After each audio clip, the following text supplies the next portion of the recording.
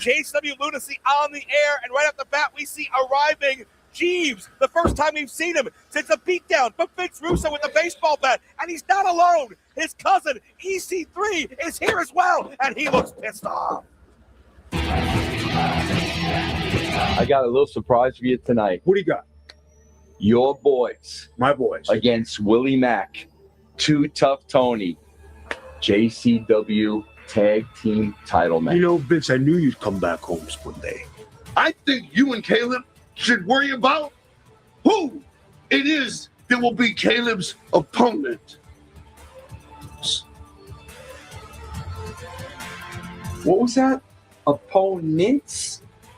If I were you, partner, I'd be watching my back tonight.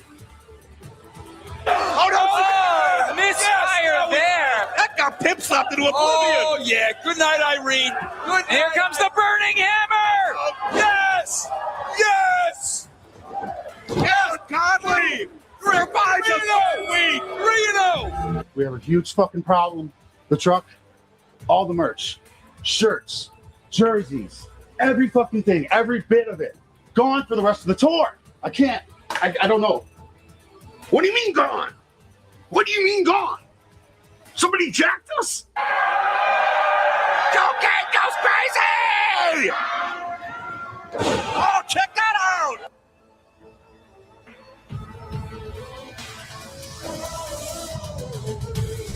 Vito, here's your teacher. Gabo?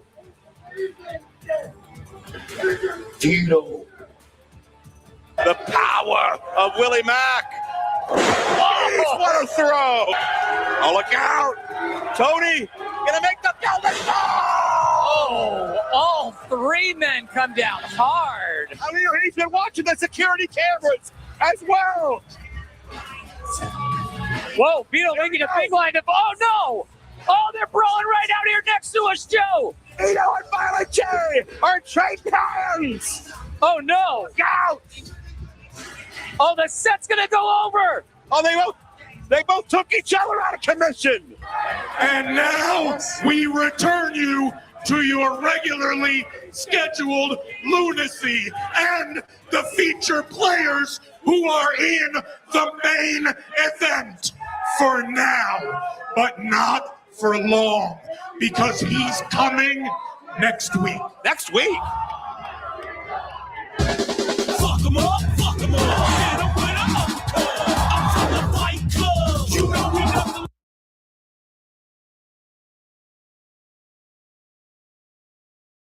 Who loans your money, homie? Who owes your cash? Who taught you how to use the barn for the grass? I don't know much, but I gotta assume that when you hit your first net, your homies was in. You talk about homies, homies. Talk about the dogs of love. Motherfucking homies, homies. My dog. Clown of sun. Talk about homies, homies. Talk about the dogs of love. Homies, homies.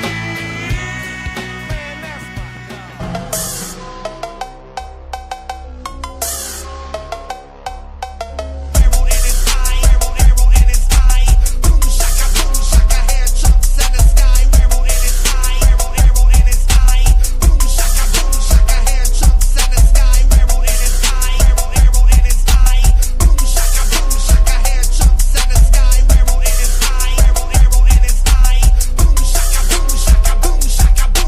Nasty little crick, I'm from the gutter, born on the echo side. As a child, in the power lines, eating pesticides, fantasize about homicide. Every day I rise, who gon' get it next? I got that list, but though I can't decide. Bullet in your mullet, boy, your body, it ain't hard to hide. Suckers don't stink when you feel them with formaldehyde. Willie was a bigot, but I turned him to a funny guy. No swerve to the side, hair chunks in the sky.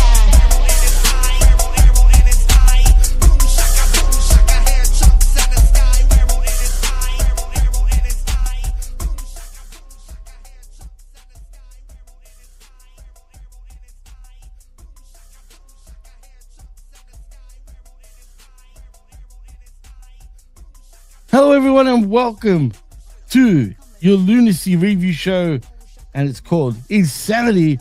I am your host, Jimmy T, back after a 2-week hiatus. That's due to personal reasons, but we won't get into that right now. But my co-host, He is Whoop Whoop Brandon. Brandon, welcome back to your show, and thank you for covering the last couple of weeks.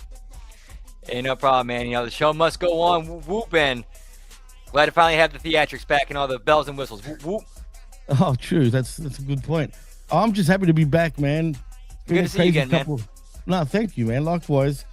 But we are here to talk, obviously, about Lunacy. We are live on HMG YouTube channel and, of course, on the Patreon after the fact. But before we do get into any Lunacy, did you hear about the Janelle Grant situation with Vince McMahon? How it's moving to private arbitration, which is exactly what Vince wanted. Yeah. Now, does that make her look kind of, I hate to say it, Brandon, but it just comes across like she was after the money all along, dude. I think it was Stevie Richards who said, or somebody who said, there in this situation, there really are no baby faces. There's really no baby faces here. That's an understatement, dude. I mean, all that talk of women power, I'm doing it for the women and all that crap that she was saying earlier on, just to me, it just goes right out the window now. It seemed like they tried to a rally to get public support behind her. Unbelievable, man. I mean, how do you feel mostly about that before we do get into Lunacy anyway?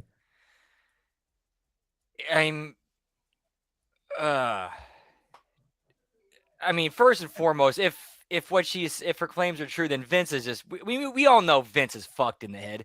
I mean, we've seen him project his weird ass shit on TV before. We know that dude's fucked up. No shit. That's an understatement. I mean, fuck. But it just, I don't know, man. It just feels for me after all that, what was the point? You know what I mean? Yeah. I don't know, man. I just find her a big hypocrite now, unfortunately for her. But hey, if that's what she wants, that's what she wants. Labrat says Vince should have just kept paying her. Well, that's true too. If he did, we wouldn't be here. Obviously, like it wouldn't have happened. But thank you for joining us, by the way, Labrat. And Dan Heffron also in the house saying, hey, we got Jimmy T and let's go be in the house. Thank you, man. We're happy to be back in the house. I'm that clown, obviously, Labrat. But anyway, I don't know, man. I'm kind of shocked, but not shocked at the same time. It is what it is. And I guess now it's going to be all private, apparently. And we're not going to even hear anything of it. It's going to be played out to the public. No public record, like nothing for the right. We can look up. It's 100%, sealed cover. Like that's never going to see, like those details are never going to see the light, never seen the light of day. Unbelievable, dude. Unbelievable. But I guess Vince got what he wanted deep down. They're going to settle. That's all we know for sure. We'll see what happens, if there's any more breaking news between now and obviously in the next couple of weeks. But, Brandon, is there any other news? Okay, so what are you going to say? I would not be surprised if this ends up like once the private arbitration is finished, they reach a settlement. Nothing legal happens to Vince. Just pays an additional settlement. He's free and clear. I would not be shocked. I'll put it this way: I will not be shocked if we see Vince McMahon back in the WWE before 2027. Funny you bring that up. There's actually rumors of that happening suddenly, and at least officially back. I still think he's still in my opinion, he technically never left through his proxies like Bruce and Hayes. Oh, for sure. 100%. I mean, why would they still be like employed by WWE, honestly? When didn't they get rid of, for example, Pritchard years ago? Yeah, that's actually a Stephanie call. Stephanie got rid of him. Yeah. Well, there you go. And I could have sworn that Triple H wasn't even the biggest fan of his either, but now suddenly. No. And there's also talk, funny you bring that up about Vince, there's also talk that Triple H doesn't really have as much power as everybody thinks he does. Right. So all it takes is Mark Shapiro or Ari Emanuel or Nick Khan to be like, nah, we don't agree with that. We're going to change that. And you need to do something different with that because we don't like it. Do you believe that? Do you think Triple H is pretty much cuffed in many ways? To the degree of as far as having to listen to his bosses and what they want done, yes. But as far as his creative goes, it's always been terrible.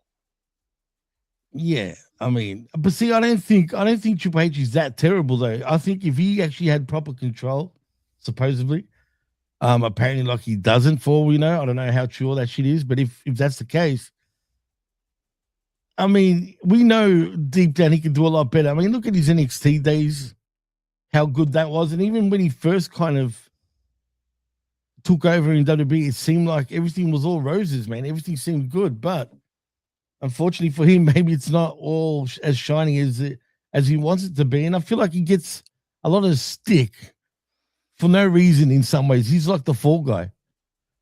Well, and to be fair, he's kind of also making it easy for himself to be the fall guy because he's putting himself out there so much, making himself like the face of everything. It's like, yeah, that's an easy guy to pin it on because he's putting himself out there. Yeah, well, yeah. I mean, and if he's happy to do that, we'll see. Lambert says, as TKO, Triple H is just a cuck for the big decisions. Yeah. I mean, it comes across that way, right? He also says, a year from now, Vince will pop up on Raw. Hey, where you been, pal? Everyone will be doing this like idiots. Like and remember the first time he came back and people were actually holding up their children as he walked by? And do you remember what he said too? He goes, what's wrong with you people? Like he's all fucking, like he's basically calling everyone weird. And remember, everyone was singing his song too. Like the no chance. And he's just looking at everyone like he's all weird, like completely. Fucking weirdos. Anyway, it is what it is. Todd, what's up, bro? And now Cal said, thank you for both joining us. And we are talking about it as you just tuned in. But anyway, we're not going to get into full-blown news. I just wanted to bring that up. Just wanted to get your thoughts. Unless there's any other important news that we should be talking about. Is anything that I haven't really come across? Because to be honest, I haven't been really looking. Yeah, the only other thing was the shareholder lawsuit getting settled. Yeah, what's trial, which I gotta believe that's more of a thing of them not wanting a combination of them not wanting certain people to be on public record on the stand during a public trial, and also, the more longer a lawsuit goes, the more money it gets spent. It's actually cheaper to settle in the long run. Well, that's what they do eventually all the time, WWE. But anyway, Todd brings up, you guys talk about Steve Macklin yet? That'll actually be more of a discussion for Impact Attack. Well, yeah, I was going to just say that. So to tune in for that. All I know is, didn't he get fired? No, he requested his release. Oh, he requested. Oh, okay. I heard that he got fired, but you tell me otherwise.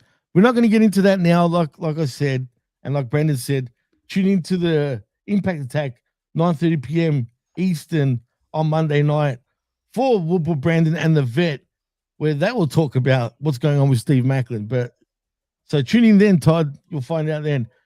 He says, fair enough. Sorry, man. Sorry to disappoint, bro. Sorry to disappoint. But like I said, trust me, you'll look forward to it on Monday night, man. That's the show where we will talk about it. Well, not me, but the other boys, obviously. Hey, if you want an invite, just make sure you watch a couple episodes of Drew Carey before stopping in, though. And that too. I still can't believe you guys reviewed the show. I thought that was a rib, man. It was legit a rib at first, and then it caught on, and we kept running with it. That's hilarious, dude. When I tuned in, I was laughing. I'm like, nah, no way they're actually reviewing the show. And to my surprise, they were. I used to love the Drew Carey show just quietly. I was a big fan of it. It was a great show. It really was a great show. Like basically, you have this Drew Carey, like he's like the core of the solar system, and you have like this like a solar system of great characters that orbit him. They just bounces off of and plays off of.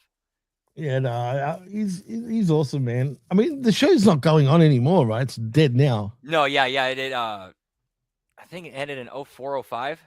Isn't he a host of some game show these days? Price is Right. Oh, yeah. I think I've seen it with him fucking hosting it. I used to love The Price is Right, dude. Yeah, he took over from Bob Barker, the late great Bob Barker. R.I.P. Yeah, he's a legend, absolutely, man. Oh, well, anyway, Brandon, let's get into Lunacy, shall we? Because we came from, what was it? What did Russo call it? Somewhere in Michigan. I forgot the first part. Michigan. Bumfuck Michigan. That's right. That makes me laugh, man. And he came out with his bat, you know what I mean? As he comes out to talk, and his jersey, mind you, which means it's trouble. He talks about he telling New Yorkers, as he starts off his little promo, he says they don't represent the honor and respect like them. Russo then calls out Big Vito, And he was talking about, by the way, Jeeves and EC3 about how they don't represent what Itanes represent. So then Big Vito comes out. Russo said they had a rough few months and it was tough love. As Russo says, they are family and blood is thicker than water. Vito agrees and says, let's shake. Then they hug as Russo asks EC3 and Jeeves to come out. And as they do come out, EC3 says, this is about family and Jeeves is his family. He continues on saying Russo hit Jeeves with a bat and says he will rip Russo's dick off and shove it down his throat. That's not nice. Anyway, Russo then goes on. I can't really judge on there because I may have said that exact phrase during a moment of road rage. I actually got into a bit of road rage a couple of days ago, but yeah, let's not get started with that because there's some idiots out there on the road. I can only imagine what goes on, man, with you sometimes in St. Louis. But bro, is it hectic in St. Louis or what? No, just people like it's more like I'm gonna do what I want to do, and I don't get. Good luck, everybody else. Fuck you, man. It gets violent too sometimes, bro. I mean, I've seen some bad fucking incidences over like road rage, which you shouldn't, but it gets there, man. Unfortunately, no joke. Right hand to God. I had a dude cut me off. I honked and flipped him off. He stops his car, gets out, and comes to my window, and says, "Stick the hand out there now so I can cut it off." Shit. What'd you say? Did you say anything? You're like, oh shit.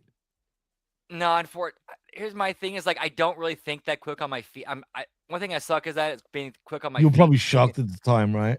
Yeah, if I'd been I was a little bit shocked. If I'd been thinking, I'd have been like, how about you might want to step back before I take out my my pocket knife and stick a screwdriver in your eye socket, buddy. Say, I've actually got a fucking something to fucking cut your finger off your dick. But anyway, yeah, no, it's not worth it, man. Some bad shits happen like over road fucking rages, but it is what it is. Todd Browning says, "Get me control your narrative, Jones, pal." Yeah, remember that? Jeez, that was extremely successful. But anyway, Russo continues on in his promo saying that this is everything he was talking about to Violent J. He says EC3 will live up to the main event tonight after spending 3 weeks in Canada. Russo continues on saying that EC3 left Jeeves by himself, so his blood is on EC3's hands. He then goes on to say that EC3 will make up for his 3 weeks off and says he'll be in 3 matches tonight and says good luck. The commentators talk and run down the show as we see Joel Gerner then coming out doing his, well. Oh, and and he's put on a lot of weight, by the way.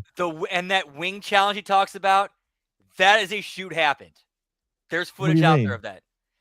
When he sits down at the commentary table, he talks about the doing the Buffalo Wild Wings Blazing Wing Challenge. Oh, that was a shoot. He did it because it's it's like you go to there, you get their 10 wings of their hottest sauce blazing. You got to eat 10 of them in like 5-6 minutes. He did it in 2:40. Wow. I mean, I've spoken to Joel Gerner over the years on numerous occasions. I've been friends with him on Facebook for years, man. I've always been a fan of his, especially back in the ECW days. It's cool to see him again now in JCW. I don't know if he's around for the long haul. I hope he is. I should actually ask him. I don't know if he'll tell me. But, yeah, he's gained. Man, he lost a lot of weight at one point. He's gained a lot of weight again. He's bigger than ever, man. So I'm like, damn. If he's loving his hot wings at the moment, I can see why. But I love Joel, man. He's a lot as a person. He's not what you see on TV like most wrestlers aren't, But he's a cool dude, man. Top guy, and I'm just glad that he's back on television, even if it's on YouTube. So I'm just happy to see him. But yeah, he's on commentary. Well, sort of. He says he's been a juggler since '97. As Joel sits down with the announcers and says he was riding with the office after the show a few weeks ago, and he talks about eating wings, as you said, Brandon, in record time at a restaurant. He says he's now officially the ICP chicken hunting champion, as he goes on to say his mystery man isn't just coming anymore, but has come. And then he leaves. Every time he talks like that, you always think it's going to lead to something, if you get my drift. And the way he says it, he's just a dirty fuck. But it's cool. He's a character. And then he leaves after putting down the commentating team, which is pretty funny to see. And that leads us to the first matchup It is J Rod versus Sophia Rose, it's a non-title match though, right? Yeah, because Danny Mo she currently has possession of the belt right now. Right, exactly. We see her, she comes onto commentary, and she's holding J Rod's belt. Now, did I miss something? Is she a heel now? I think it's kind of one of those things that's kind of left up in the air for you to decide, because like they're kind of holding back on her motivation. Like she's definitely acting heelish, but not being like forthcoming on her motivations on why she's doing what she's doing. Well, she came across as heelish, and I don't know. To me, she seemed completely different. I didn't watch the last couple of weeks, so I don't know if I missed anything in particular. But out of nowhere, she just seems like a complete different woman. Well, what it is, the story of the channel is like she's like on this like life discovery journey. And part of it is having to have that belt, and that's a part of it. And all she keeps saying is this is important to me. You don't understand, you don't get it, and just being kind of vague about it. Interesting. Well, she definitely gives me those vibes. We'll see where they're going with that, obviously, down the road. Interesting. T.N. Cooper says Big Vito was on Memphis Wrestling this week's episode. Oh, cool. I never noticed that. I have been checking out Memphis Wrestling here and there. And Dan says, spoiler, the mystery man was still a mystery after he was revealed. I agree. I didn't have a clue who he was. I had to ask Brandon about certain things. We'll get to that when we do. But he looks good. That's all I'm going to say. I actually think he looks really good. And Brandon came up with an interesting comparison. I'm surprised no one's actually said anything in the chat yet, but we'll get there. But anyway, back to the women's match between J-Rod and Sophia Rose.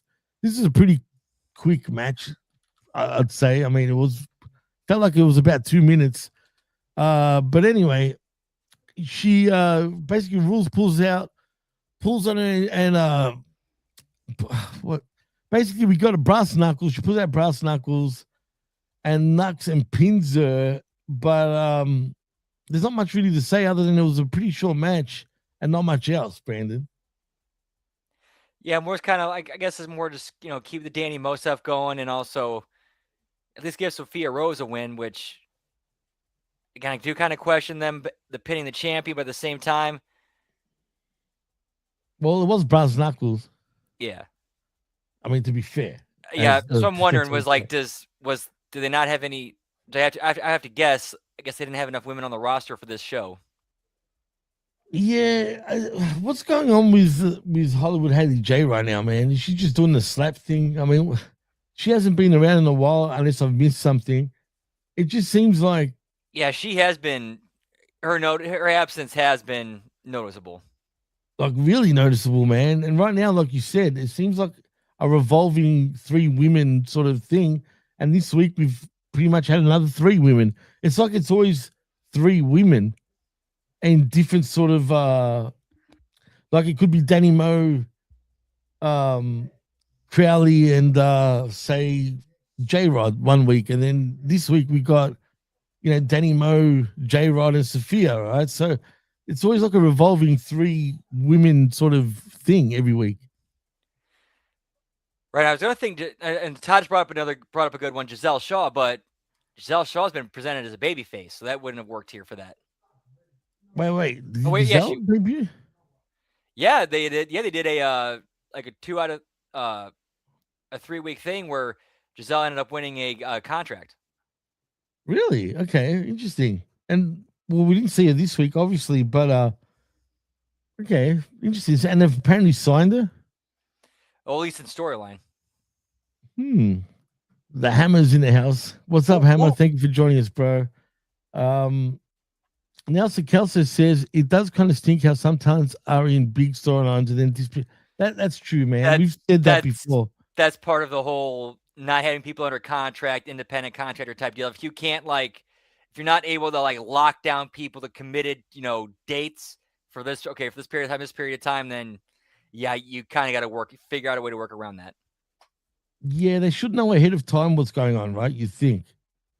Well, Russo's actually talked about the process. Like I was listening to what was it? The 3 brand today. And he was talking about how there'd be instances where Jay would tell, or Vine Jay would say, okay, here's the roster we have for this show, on this, on this, this go around. and then he'd start writing the shows, and then Jay would call him saying, "Hey, these guys can't make it, so he's got to go back through and rewrite it and redo it over again." Damn, that sucks. That would be frustrating, actually, dude. Like if he had to do that, and even if he doesn't know exactly what's going on, that would be very frustrating. Because how do you like book ahead? You know, It's unless you like know who you have and when, it's very difficult to do that. do you think the blame would be sitting more on, say, Vol and Jay?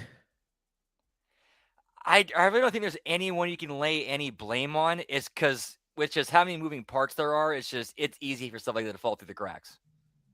Hard subject to change, always for wrestling. You know what's funny? They don't really say The that on four here, though. greatest words in wrestling right there. Card subject to change, because that covers your ass so many ways. Yeah, but do you really see it advertised in JCW? I haven't really noticed it. I have not either. It's just like, okay, JCW Lunacy is coming to this, we're coming here this date. And we have, and this is our list of stars. Yeah. We're not saying who's going to be there. It's just saying, okay, we're coming here, and here's the stars that we have. Right. And sometimes I don't actually mind that, just because, it's kind of, you don't know what you're going to get. For the most part, you do get the usuals, though. I will say that. I don't want to make it sound like every week is a whole different roster, because it's not. But like, what's going on with Mr. Anderson, for example, now? From what I understand, they had to take the belt off him because he was running into like booking issues. Like he just could not make the tapings. So they had to take the belt off him. And also on a recent show, Russo explained that cocaine is kind of like he's actually more of like a placeholder, like a guy to kind of carry the belt until the guy they want as champion the time is right for him to have the belt. Are you serious? And they said that publicly? I mean, he did say it on one of the shows that I listened to today. I wouldn't say that publicly, man, because that's not cool for cocaine, basically. I mean, how would you feel if you were cocaine and you got, and you heard that? Just say. I'd be like, again, this is just me. This is me. Hey, at least they picked me to be the guy to carry it until it's time, for that spot. So that means they trust me to some degree. If they're going to put a belt on me just to be a placeholder for, at least it's, some sort of trust and, faith in me. Yeah, absolutely. Mantis Tubogan, or Bogon, however you want to pronounce it, says, also can't imagine JCW is paying them enough to get by. I'm sure they get something, but it does seem to be a small organization, so scheduling has to be rough. I mean, yeah, look, I don't know what their pay is like. I would imagine, what's a fair pay for something like JCW, you think, Brandon? If you had to put like a figure, if you had to guess the figure, that's a tough one. Yeah, it's a tough one because I'm not sure what their budget is. I know they work on a budget. Oof. Like just a rough estimate, if you had to guess, and basically, and take this with a grain of salt. We're not saying we know, because we don't. We're just throwing it out there.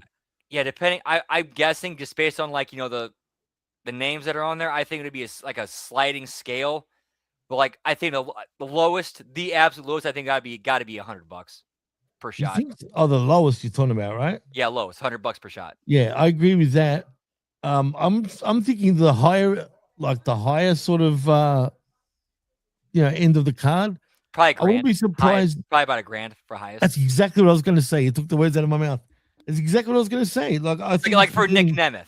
Right, absolutely. And you would pay him $1,000, say, for the appearance. So I reckon, like you said, right, because like a Nick Nemeth knows, like, okay, take $1,000 for the appearance, make money in merch and autographs and pictures. Yeah, and $1,000's $1,000, man, for one fucking night. I mean, shit, come on, you know what I mean? I'll be happy with that. Like, yeah, I'd wrestle for $1,000. If you want to pay me $1,000 every week, I would even consider being around every week.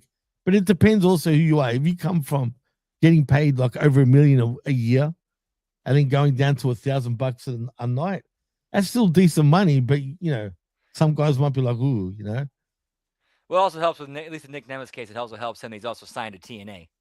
That's true too. Where he can do the monthly or like bi-weekly or bi-monthly tapings, and then work indies and make his money, outside there too, make his money there. Yeah, for sure. Jimmy T versus Jeff Lane, JC Double Strangle Mania. Let's go. Yeah. He also says, Manta says, I'm not complaining. I'm trying to give them all grace. No one's complaining. We're just putting it out there. I'm sure, look, it's the biggest independent promotion. It's in the top 3, I think, top 4 in terms of indies, maybe like between top 5 to be realistic. I would say it's them, MLW, and GCW. They're definitely the big 3 for sure. Like in the US, 100%, like 100%. And then in Canada, you can say Maple Leaf Pro. In Mexico, CMLL. Yeah. No, I wouldn't even consider CMLL totally indie, but yeah. To be fair, they're actually as far in Mexico, they're kind of like if WCW and WWF are still around, or if there's still like the war going on, that'd be CMLL and AAA in Mexico right now. Yeah. Do you watch CMLL at all? Nah. Nah, I just do not have the time. Yeah, I know. Like we want to watch more wrestling, right? But anyway, after the women's match, by the way, I forgot to mention that Danny May runs after Jay and chases her, and Jay chases her, sorry. But then we see the outbreak and Barnabas talk in the back. Barnabas says he figured out who the drug dealer was and says the mystery will be revealed. He says this addiction will come to an end before the end of the show. Well, all we know is, it's a blue hoodie guy, but we'll get to that. Then we see Vince Russo and Violent J talk in the back as Violent J complains to Russo about doing business with Vito again. He asks what is wrong with him. Russo says he's cleaning up Violent J's EC3 mess that he created. And then Violent J says that they haven't seen Ruffo the Clown in over a month and don't know if he's dead or alive. And I love how Russo tries to sidestep this, like, yeah, that's Vito. That's your issue. I got nothing to do with this. That's nothing. My hands are clean. I got nothing to do. That's y'all's issue. I did not say. I had nothing to do with this. It's kind of like one of those things like Vito or Russo knows like how nasty and dirty Vito will get. Is like I want nothing to do with this. I want that part of it. My hands are clean. I want nothing to. I'm out. And shout outs to Big Vito. Actually, he's who's partying up with our very own Big Ray Hernandez, who, mind you, it's him and his wife's anniversary. So happy anniversary to you and Jen, Ray, if you're listening, man. But yeah, they're all together right now in Florida, partying up. Oh, nice. Yeah. Ray and Vito have been friends for years. Oh, yeah, years. They're very close, man. They're always, their families are always getting together and doing good things. If you see the pictures on Ray's site, it looks like they're having quite a good time, man. That's for sure. I find it quite interesting. But yeah, Ray absolutely talks up Vito, man. He loves Vito, and of course, Vito is the man. I don't want to blow his cover, because he's really a dick in JCW, right? So, but yeah, wipe that shit off your face. Oh God, what did you just say there, bro? When is Ray gonna come in as Vito's? That would be cool. That would actually be cool. Like him calling in, calling some favors from some Puerto Rican sort of family, some distant family. Yeah, we call him like Ray. What can we call him? Instead of Hernandez, it's we got to come up with something Italian, but that would be cool, man. Big Ray Hernandano. Hernandano. I like that. Actually sounds good. I was trying to think of how would I put it.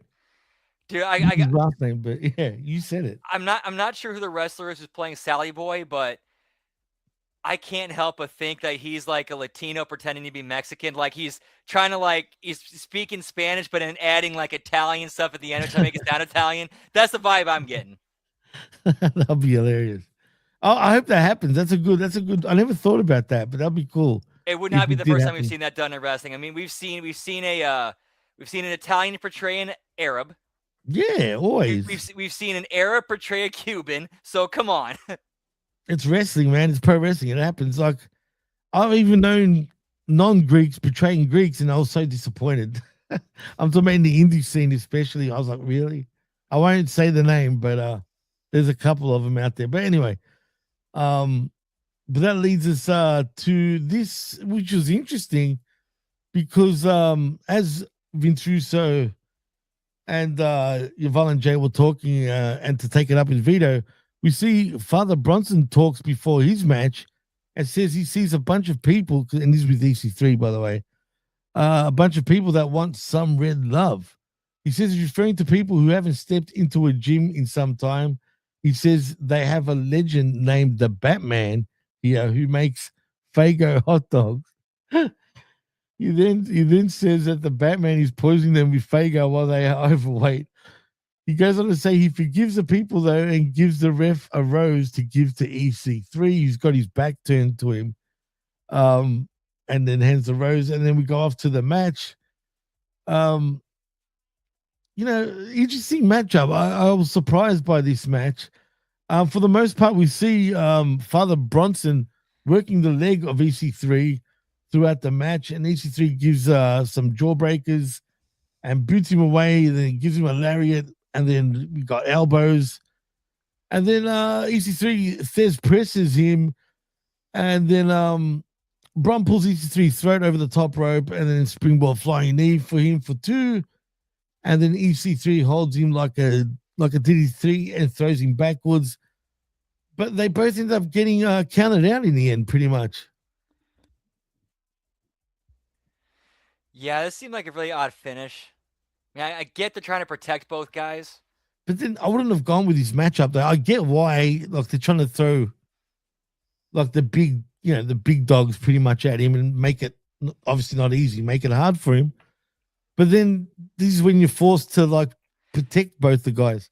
Yeah, I'm wondering if this was like slim pickings of who to put with EC3 tonight. Father Bronson. That's all, and figure out a way to make it work and protect both guys. Yeah, I mean, like I said, the match could have been better, but it wasn't. Look, it was more about the story of EC3 and what he has to go through. Obviously tonight, well, not tonight, but a couple of days ago. Yeah. Then we see that weird Red Love video that plays on the Tron, and then that's when they both got counted out. Because that's what Red Love is all about. Yeah, the Red Love. I can't do it properly, but you get my gist. Dude, I see him being a major star coming up in JC. I could see him being like a top heel champion at some point. He should be. Of all of them, I'd be really. I mean, they are pushing him, but I would really push him at this point because he's got everything down pat. Even if it's a Bray Wyatt kind of, I want to say, what's the word? I don't want to say ripoff. Production presentation. Like he definitely borrows from Bray Wyatt. Like, I mean, come on, completely, man. But that doesn't mean it's a bad thing. Sometimes imitation's a good thing, and someone needs to fill that void. That unfortunately for Bray, he's not around anymore, and he's damn. I hate to say it, but his brother couldn't even do it, and I think Red Love's even better than his own brother. So I don't know. That's just me, but we'll see. Yeah, he's got a bright future, that's for sure, man. Definitely. But what do you think of that little video at the end, anyway?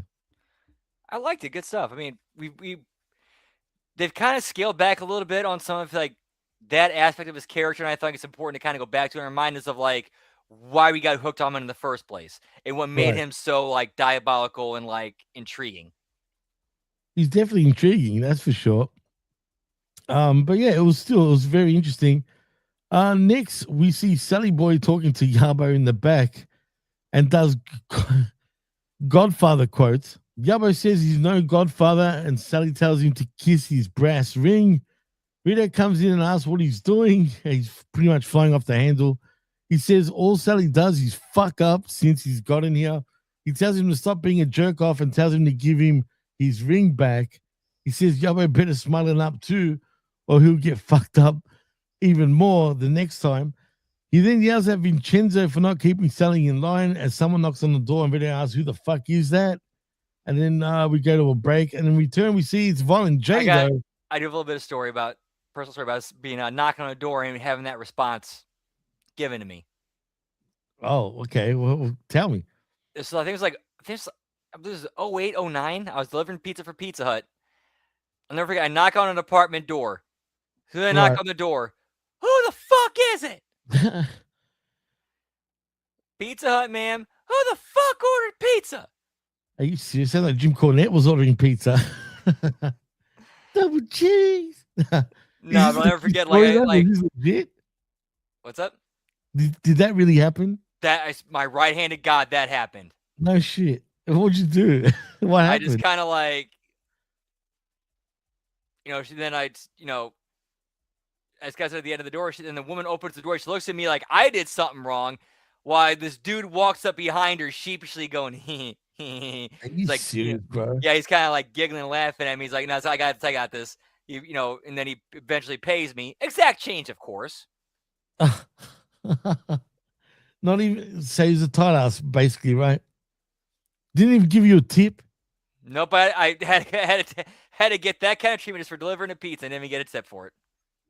Wow, that sounds weird, dude. And he just sort of. Do you think they're fucking with you? Do you think it was a rib on you, maybe? Or that legitimately looked weird? No, I think it was a weird thing where he thought it was funny. I got yelled at because he forgot to tell who's woman or whoever was in the house that he had pizza coming, and then them going off me. I think he thought it was funny. I think that's what happened. Did they come across as older or kind of younger? Younger. Probably that's weird. 30s at latest. As Josh says, bummer, Brandon. Hey, we should go sometimes. You see some weird, crazy shit while doing deliveries. I've never done pizza deliveries before, but sounds kind of interesting. I'll never forget one. I'll do one story before we go and then we'll keep going back to Lunacy. No, please, we got time. There was one time I did a DoorDash drop off. I'll never forget it. I set the food down on the porch. I take the picture, ring the bell. I get in my car. As I'm backing out of the driveway, I see a raccoon run out of a tree, make a beeline through the food, and grab it. Bro. That sounds like fucking what's that movie with John Candy in it back in the day? Uncle Buck? Which one? Uncle Buck? No. Oh my god. Canadian Bacon? No, keep going. It's old school, but like really old. Armed and Dangerous? No. I'll know with the second you say someone say it. Someone in the chat. Because you said raccoons and I thought of freaking John Candy. Oh my god. What's it called? Oh, Spaceballs. No, it's still not it. Oh, come on, like him as Bar for the makeup? Nah, fuck. What was it? Someone in the chat would know what I'm talking about, man. Think of raccoons and John Candy back in the day, a long time ago. It was one Great of Outdoors. Great Outdoors. The Great Outdoors. That's the one. The Great Outdoors, man. Lab Rat. That was Lab Rat who came up with that. Who said that? It was it? Oh, yeah, there we go. It just came up for me now. Thank you, Lab Rat. That's exactly what I was talking about. I knew one of you guys would know what I was on about. But all I had to do was just see it or hear it, and I would know exactly what movie it was. But I used to love that movie, but that was a great job, Lab Rat. As Josh says. I knew someone would get it, man, because raccoons and John Candy, you straight away think of The Great Outdoors. Have you seen that movie, by the way? That's one I've not seen, unfortunately. Oh my god, dude! If you want to talk about funny, bro, you gotta watch that, man. And yeah, see, I knew someone would know as soon as I mentioned the raccoon, because as Labrat says, as soon as you said raccoon, I knew. Yeah, that's fucking hilarious, dude. Please, when you do one of your watch-alongs, you have to watch it, man. It is one of the funniest John Candy movies. Period. I used to have it on the original VHS back in the day, man. I'm going over 30 years ago. You like the poster? Yeah, man. I mean, it's a classic. R.I.P. to John Candy, man. He's been gone for a long time now, man. Damn, 32 years. 32 That's crazy, bro. Wow. 94 Canadian Bacon was the last movie. Yeah, well, he liked his bacon a bit too much. I hate to say it, Brandon, but you know, how old was he when he passed away? Was he even in his 50s? Oh, no, I think it was his 40s. Yeah, I'm starting to think he was even a lot younger than we think. 44. Wow. 43. 43. No. Holy shit, 43. He was born Halloween 1950, died March 4th, 1994. Wow.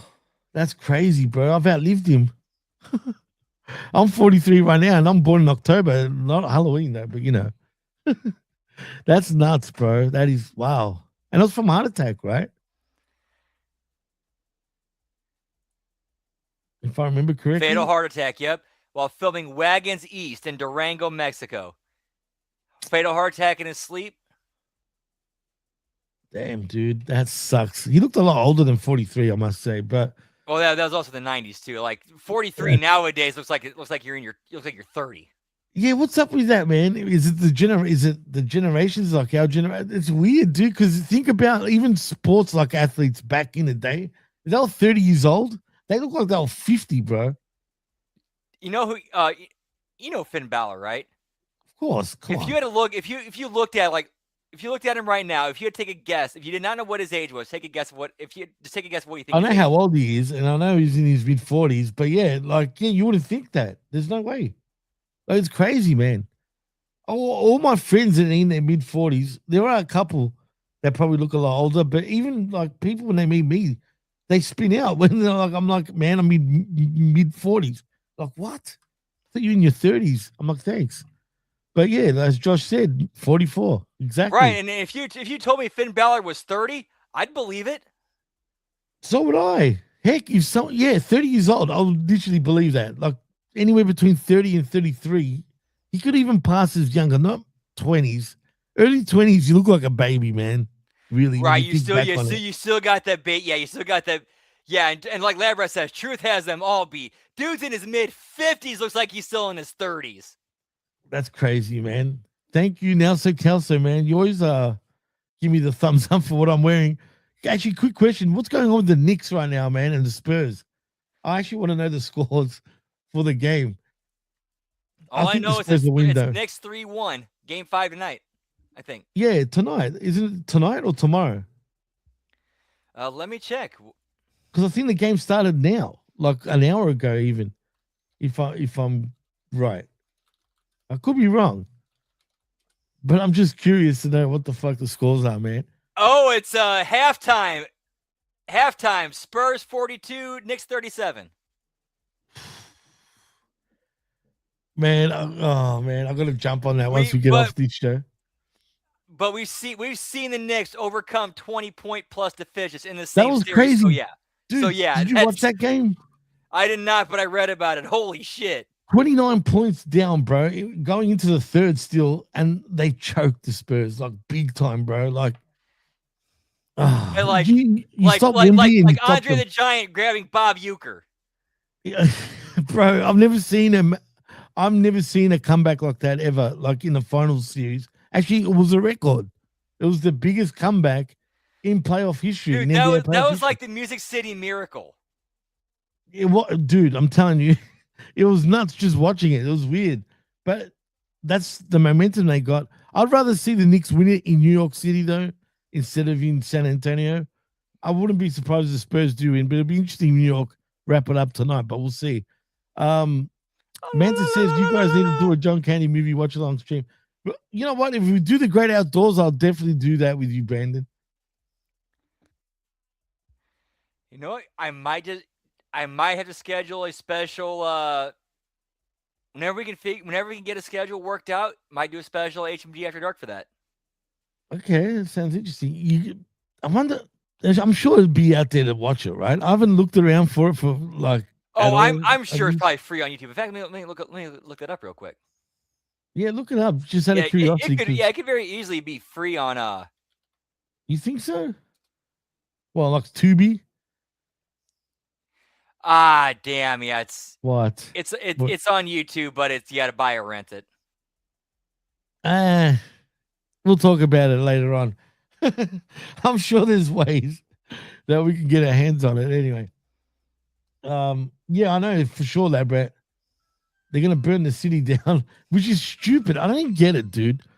When you win something, I don't know it's been since before we were born that the last time I won. If you're gonna burn anything down in New York City, go for the mayor's mansion first and make sure he's still inside. Yeah, well, yeah, but they shouldn't. I don't understand that with like Philly done it when when the Eagles won the Super Bowl, they burnt the freaking city down pretty much when they won their first Super Bowl in a long time. I don't get that shit. You're supposed to not kill your own city, but it is what it is. What's it called? Oh, Nelson Costa says, even Vito too, I want to be cool as him in suits like that when I'm dude, the fact that he's 61 drives me like nuts. I can't get over that he's 61 years old looking as good as he does.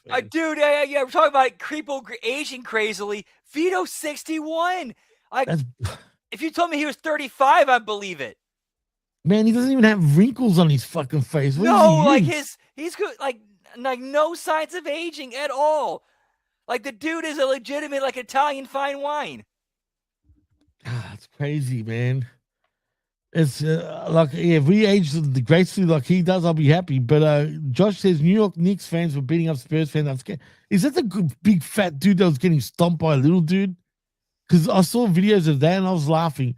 There was like a big fat dude, like I guess got dropped by the smaller dude, and all you see is this smaller dude like jump up, does like the coup de grace sort of thing, but not off the top rope, obviously, and just stomping on this freaking fat dude on the floor, on the ground. I'm like, how's that fat dude getting destroyed by this little dude? I'm sure they probably like, hey, this would be a good thing to put on social media. It'd be funny. A little dude doing a stomp on a fat dude's stomach. I'm sure they probably talk. Crazy. I would not surprise me if the little dude and the fat dude talked over thought it'd be a good piece of content. It's fucking crazy, bro. That's because it says, "Oh, the Italian fine wine is good stuff, Brandon." Someone should say that in a promo, like Vinny Roo. Well, if Jeff Laney's listening, maybe he can pass it on. I'm sure he's maybe somewhere here. Yeah, did you see that shit? That was fucking crazy, lad, Brad. Fucking bizarre. Anyway, let's get back to the wrestling, though. We did sidetrack there for a bit, but which is fine. Where were we? I know we're up to the Vito part. I think we see Luigi Primo coming in next after what we're talking about. He walks in and says he watched gangster movies, and he's ready to be made Vito. Yeah. And he's ready to be a made guy, Brandon. What's up? He's ready to be made a made guy. All right, you do good tonight. I'll see about making you a made man. While he's freaking tossing around his pizza dough. Anyway, he wants to be made. He's ready apparently to be made a made man. And then Yabo being like the straight shooting babyface telling them the truth. Like, dude, they see you as a joke. They see you as a lackey, somebody to control. It's like, nah. Vito got my back. And then once I become a made man, I'm going to have Luigi pizzas all over the world. Oh, yeah. Yeah, well, Vito does say fabuloso. And says if he can do something for him, he will think about him. He tells Primo to watch Yabo as Yabo asks Primo for help in finding his brother. Primo says he can't as he's going to be a made man. Yabo tells him, as you said, that he's a joke to them. And Primo says, he's no joker. Anyway, great acting over here. That leads us to the handicap match between Chopper City in Bruce Wyans and Akiba versus EC3, which is, was it match 2 at this point or 3? Where were we? It was match 2. Match 2. And actually, we missed Kerry Morton, Shane Mercer. No. That's oh, wait, maybe I did. How the fuck did I miss that? You're right. It was. How did I jump off? See what happens when we Yeah, and we also had the Vanishing going into Vito's room. He tries to find the keys to Yabo's cuffs. They don't have them. So I totally fucked up there because anyway, Yeah, I got confused with the previous Vito fucking segment. Oh, it's all good. It's all good. It's easy to get wrapped up in all that. Yeah, I should highlight where I'm up to every time we go off the subject, sort of thing, so that way I know where I'm up to. Yeah, and they also had the pre-tape where the Barnabas and the Outbreaker search in the locker room to find the blue hoodie, and they find the blue hoodie in a locker. Yeah, and well, let's backtrack. Obviously, I'm not going to repeat what I said before though because I already said it. But anyway, like you brought up, and this was after the EC3 Father Bronson match. Where he goes, we see Vol and Jay going into Vito's room and ask Vito where the keys are to Yabo's handcuff. Von J says he knows he can flatten Sally's ass. He asks for Vito's handcuff keys. Vito says he's not getting shit, and he tells Yabo he'll be back to save him, basically. Vito tells him he'll take 2 Big Macs on his way, and then that's when we see give Barnabas. me 2 Big Macs, you motherfucker. As he walks out, he screams it out. And then we see Barnabas and the outbreak talk. Barnabas says the dealer wore a blue hoodie, and it has to be one of the boys. He says once he finds it, the mystery ends. As Barnabas says, it's time to inspect the locker room and find that hoodie. I did mention earlier, though, about the blue hoodie, to be fair. And I said we'll talk about it later on when we get to it. And here we are. So, yeah, I did skip that. And that leads us to the Kerry Morton Shane Mercer match. And to my surprise, in some ways, but I shouldn't be surprised, Kerry Morton gets the win. Yep. And from my understanding, they are going forward with the Kerry Morton babyface turn. There's actually an episode of 3 Brand where EC3 and Russo talked about it, where it's kind of like they needed baby faces. The crowd loves Kerry Morton. Even though he's like a dickish heel, he's incredibly charismatic and entertaining, and just great on the mic. And the crowd wants to cheer him, so it's like, well, if we need baby faces, here you go. Yeah, I mean, and he got a new theme song. Correct me if I'm wrong. He did. Yeah, tonight he debuted a new theme song. It's catchy. Which is sad. I did like the Southern Six one. Yeah, me too, man. That's true. But I guess now with this new version of Kerry Morton, I guess it was time for a change, right? Yep. And I really believe this is where I think they're going. I think this is my prediction. Next week, well, they didn't announce it later in the show, but it's going to be, well, if actually, I'll get to that later. Sorry. So let's just say I would not be surprised if we see Kerry Morton as the babyface JCW Lunacy heavyweight champion in the future. I think it's time to pull the trigger very soon, man. Right, but the heel is going to be, well, we'll find out who that is later. Well, yeah, we will. Anyway, so now after we went through that, I did mention we did talk about Barnabas just then, and then that leads us now to the Chopper City match against EC3. Oh wait, we actually had a couple things too. We had Big Al. Big Al tells Cocaine in the back, right? You're right. That if he ever needs help with the ring rat again, give her a call. So obviously it's just nothing romantic there. They're just, they're just friends who got each other's backs. Oh boy! But did I talk about? No, I didn't talk about now. Sally Boy as well again, as he shows up behind Al and asks if he can help her. He hits on her and she hits him. She tells him to get lost, as Sally says he likes it and says he likes it when they do it rough. Von J then shows up behind Sally and says he prefers when they are easy, like Sally. He then drops Sally with a kendo stick right to the head. And then Vito talks to Vincenzo and Yabo in the back, and he asks where Sally Boy is. Vin doesn't know, and he's told to go and find him. Vito then says Yabo did a great job on the heist last week. He says he needs him to ride with the team, as Primo walks in and says he watched gangster movies and is ready to be made a made guy. I mentioned that before. I went all over the place, for fuck's sake. But basically he wanted to be made a made guy, and he got told that he was a joke, as I mentioned earlier. And then now we're at the handicap match. Brandon, Jesus, sorry about that, man. That's all good. And that leads us to Chopper City against EC3. I mean, shit. I mean, of course, Chopper City were gonna have to get this win, right? I mean, come on, it was a handicap match. It's 2 big dudes. Yeah, but I like how though they like the way how, at least the way the finish, it was EC3 kind of outsmarting them. Like, okay, Chopper City, they throw chops. So get a chair up, block the chop, hit the finish, 1, 2, 3. Right. And why are these guys always dancing? 2 big black dudes just almost doing the Alex Wright freaking dance. Yeah. I mean, come on, man. I gotta believe this is something that they came up with. I gotta believe that this is their creation. Oh, you think so? Like it was Chopper City's creation? I 100% believe that. This is way too creative and unique for anybody to come up with. I think because they look like two mean dudes, man, and they're just. I'm not mad at it. I'm not complaining. I just find it weird. That's all. Like, I'm funny, but yeah, we'll see where they. I actually do rate them as a tag team, though, and I think they got a bright future. Oh yeah, I think they're great. I love them. I definitely see them as future like JCW tag team champions for sure. I even see him doing bigger things also in other promotions, man. In the future. You know what? I could see them getting signed by TNA or MLW. Man, don't be surprised even if they go higher than that in the future. Like, I don't know how old they are. Ooh, AEW. How about AEW? I could see that. That could suit AEW. But WB need freaking tag teams, do they not?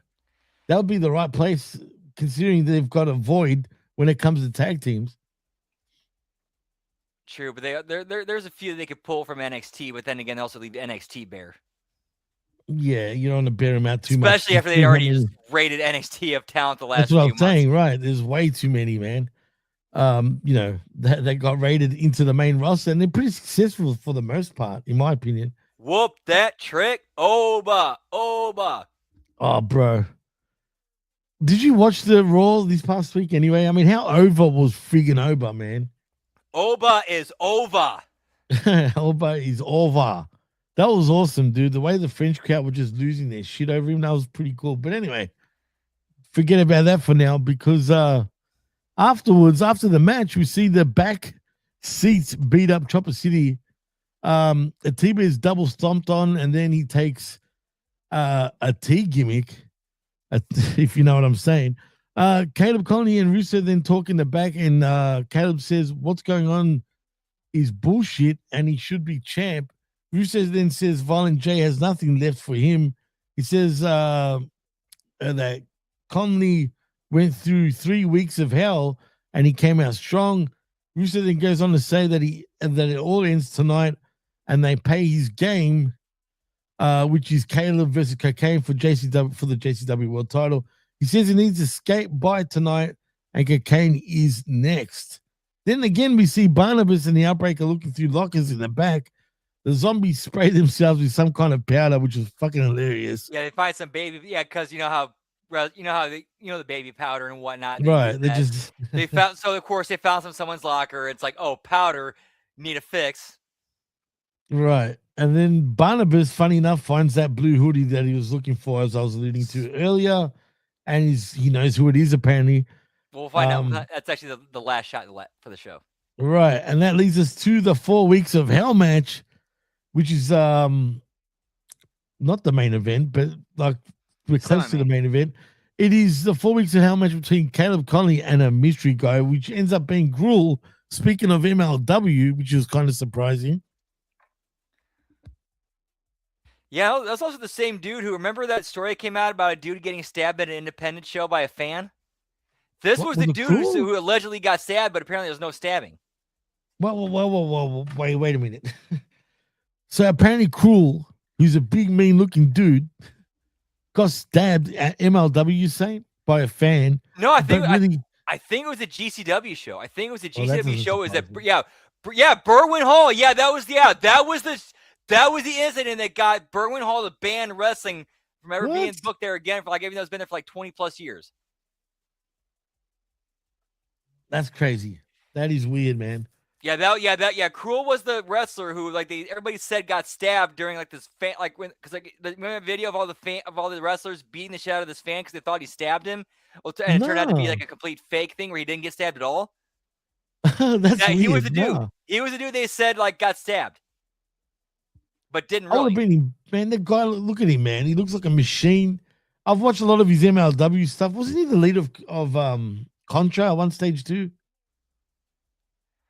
I don't remember. I never watched any. The opposite crew. I can't remember, man. But he looks impressive. I never watched any MLW, so I can't really comment on that. I don't blame you. MLW would be so good if their production was just a little bit better. The one thing I can't stand in wrestling, and I'm glad JCW's got this down pat, TNA doesn't, though, unfortunately. I hate loud rings, dude. Over the television, that is. Oh, dude, yeah. Oh, dude, SmackDown last night was worse. You could clearly hear SmackDown last night was worse. You could hear this rest, like especially in the women's match. You could hear them calling the spots in the middle of the match. Oh no, not that shit again. Really? Yeah, that's it. Thank you, Labrat, for confirming that. Was he kicked out of Contra as well? Well, there you go. And Labrat says, yes, he took over the Contra fucking crew after Jacob left, which was a good thing going on there with Contra. You should look, MLW is good, but like I said, I can't stand loud fucking ring. Like, you know, when they're running, you hear pop, pop, pop, pop, like boom, boom, boom. Yeah, it annoys the fuck out of me. I don't know why, man. It just takes me out of the show. And TNA's guilty of that. And now you're telling me in SmackDown you could hear Spock. Was the crowd that dead? That too, yeah. The crowd was pretty dead too during the matches. So basically, you got me excited to watch SmackDown. I have to watch SmackDown. I'm sorry. For this Tuesday, no, don't be sorry. I thought you'd already seen it. I'm bad. sorry. Is it really that bad though? It was bad. It was a bad show. God damn it! All right. Well, good luck to me then. A few decent parts, but overall bad show. That sucks. Well, anyway, to my surprise, it was Cruel that came out. But to my even more surprise, how the hell did Caleb Conley get the win? That was a shocker to me, dude.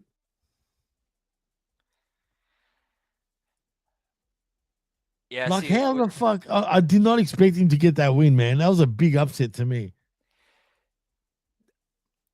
I think they're putting the belt on Caleb. Oh well, he's the man. They're putting the belt. They're putting the belt on Caleb. They're going to make him the heel champion and get so much heat. Here's where I think they're going with Caleb. They're going to put the belt on him, build him up as a top heel champion, and you know what I think is going to be the one who dethrone him and become the top babyface? I don't know who you're going to say because the history's already there. As in, Kerry Morton, pal. Yeah, because they've already got like that story. Like it's long-term, storytelling, pal. If that happens, which it will happen. Yeah, and I'm cool with that. As it should, it should go that way.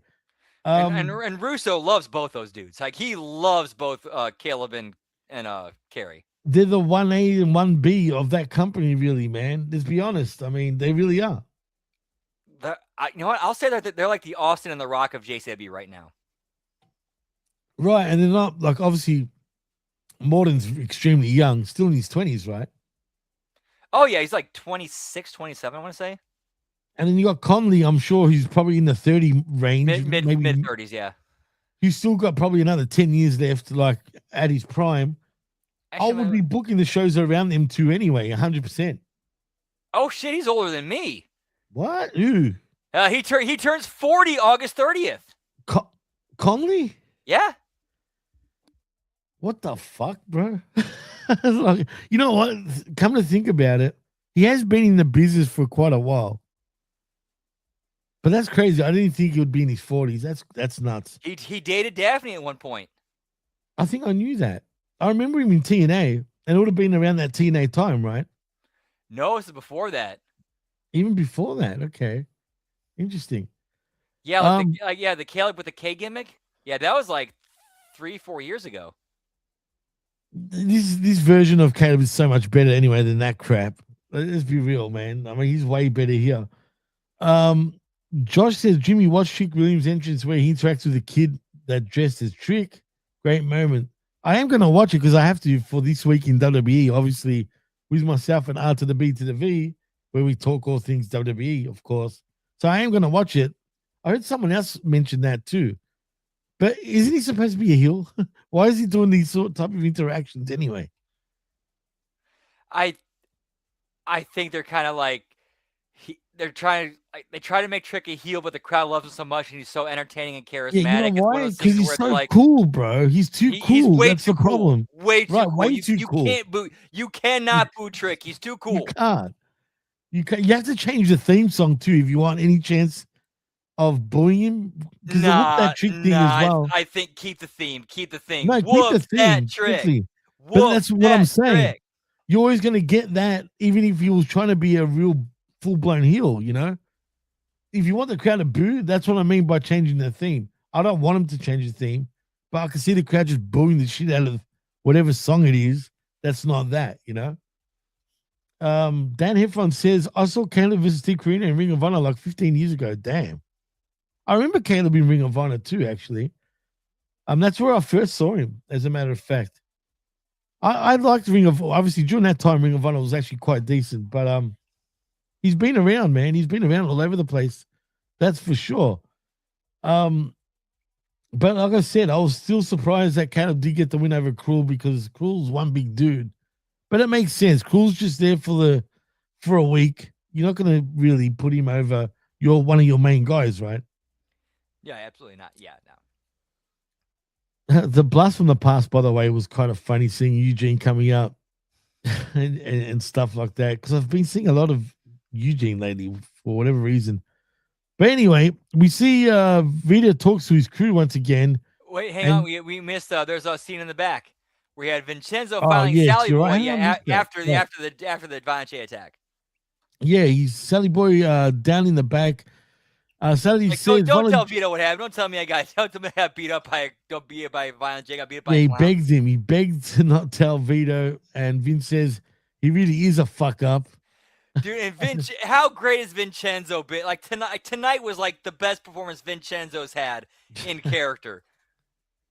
And he has and not taking any bumps in the ring, not even wrestling, nothing. Just like this has been like Vincenzo's, or I think the wrestler portraying him, Vinny Massaro, like this his best performance so far tonight, or on this last Lunacy. Yeah, and it's funny because he was begging in Italian too. He's like, "Per favore," like in other words, like please, like don't. Yeah, look, they're funny. I don't know if they're kind of talking stupid sort of Italian, like if that makes sense. Like it's I'm wondering, are they trying to are they speaking Spanish or trying to make it sound Italian? That's the vibe I'm getting. Well, Spanish and Italian is actually very similar anyway. Well, yeah, they're from the same roots. Yeah, a lot of Italians can understand Spanish and vice versa. It's like, for example, when you said "por favor" in Spanish, it's "por favor," so it's like, you know what I mean? It's very simple. You would understand certain words, like me, even Greek, Italian, Spanish, a lot of it into wines. You know, I can understand certain words, but mainly Italian and Spanish is very, very similar. Yeah, they come from the same family anyway. So, but part of me thinks, well, going by D over here, and she's Italian, she was saying like they're talking sort of like, I don't want to say like talking. It's like they're putting on talking like a stupid way of Italian, if that makes any sense. Right, yeah. She's explaining something.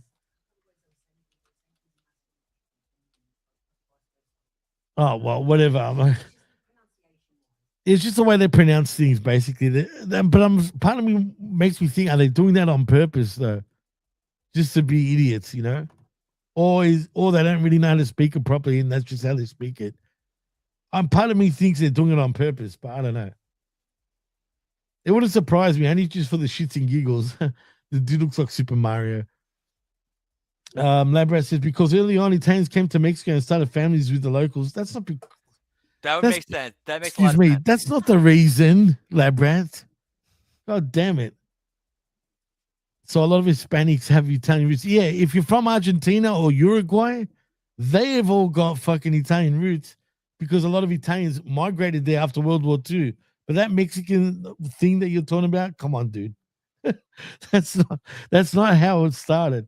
It's because of ancient times, really. The Roman Empire, for example. Have you heard the term the Romanance languages, which came from Rome, and that's how Spanish. Yeah, Latin. It all comes back to Latin, basically. I remember being taught in foreign languages, like middle school, like the two main language trees, Romanic and Germanic. Yeah, well, yeah. In America, actually, funny enough, the biggest, which is surprising in some ways. Here we go. We're going to school now, folks.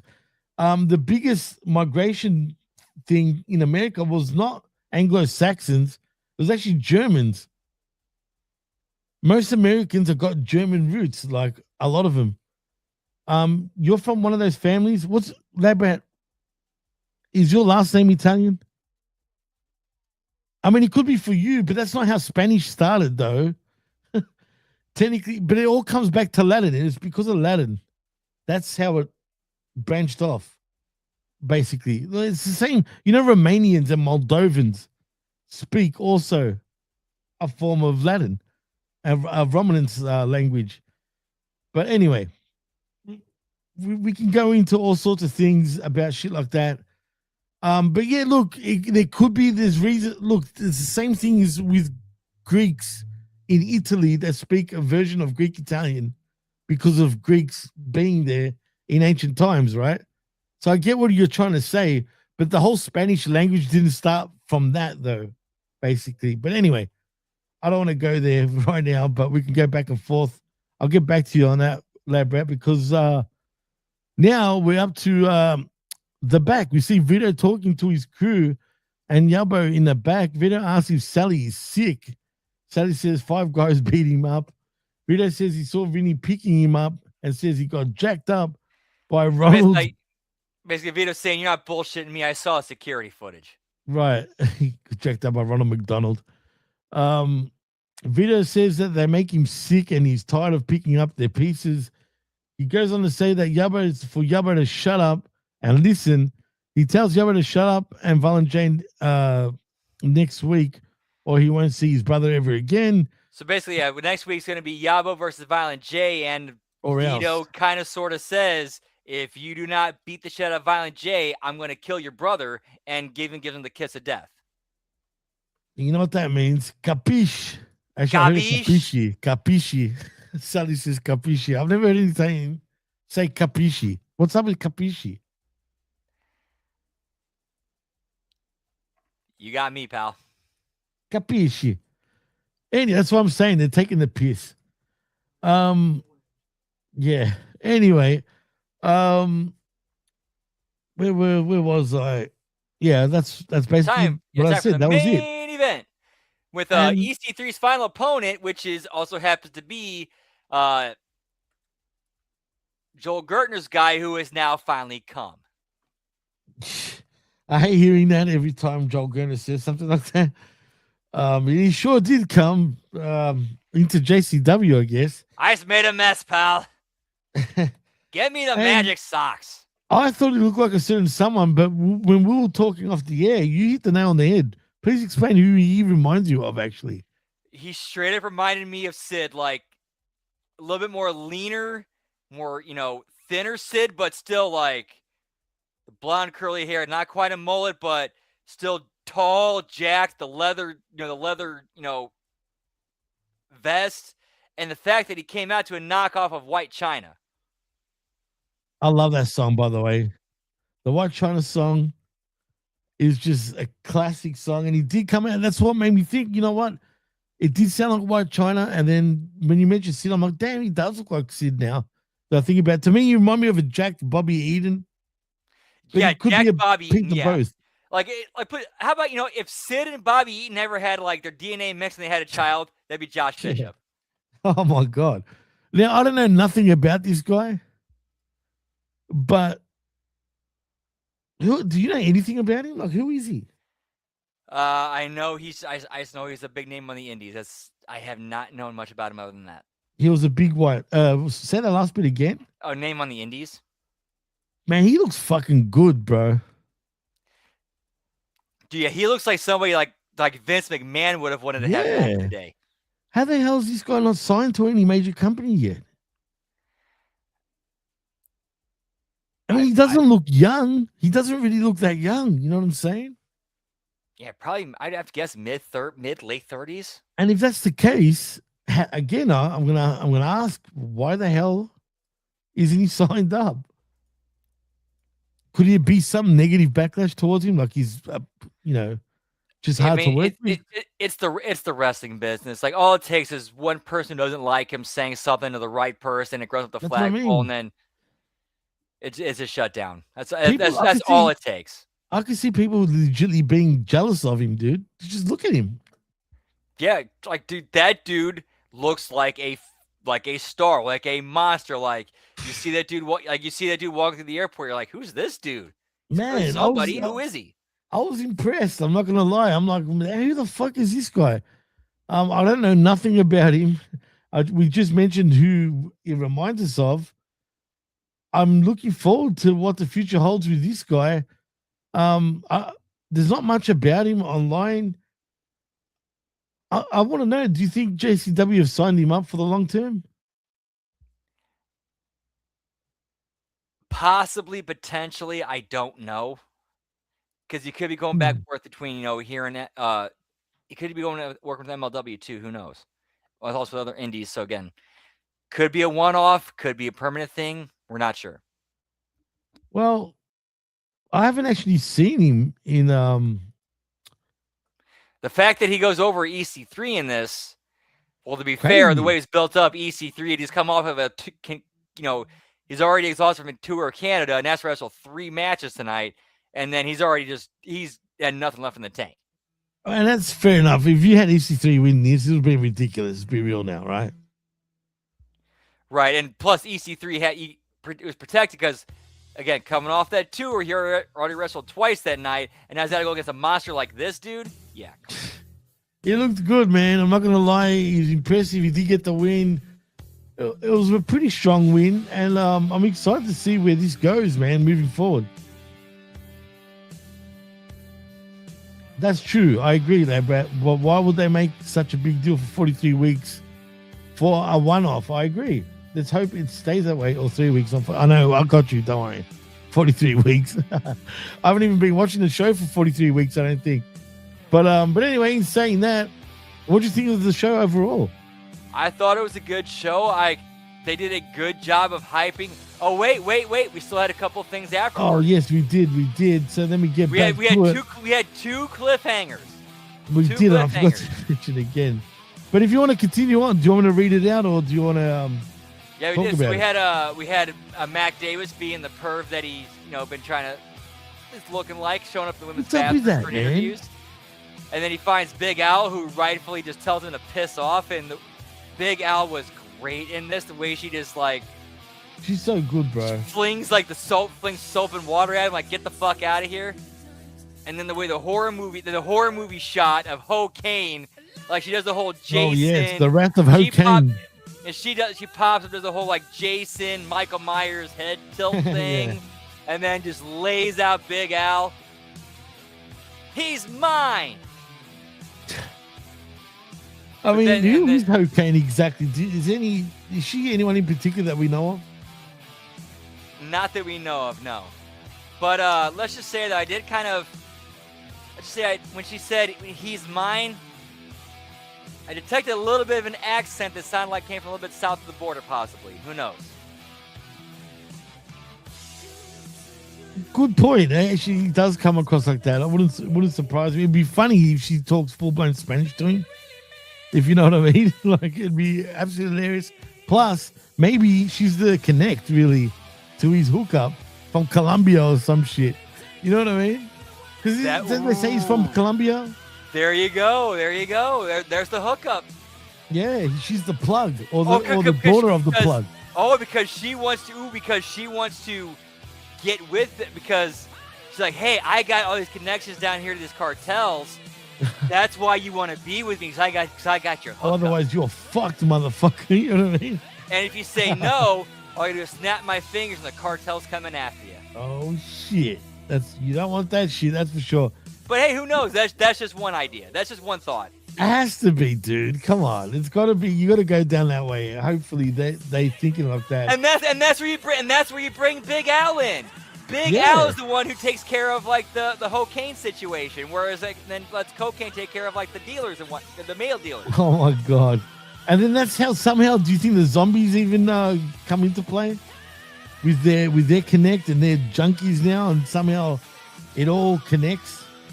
Yeah, because they kicked the habit and there was backup. Right. You know what I mean? And then you can even bring in the Vito thing. Man, you can connect all of it now, in a way. Like when you think about it. Yeah, like the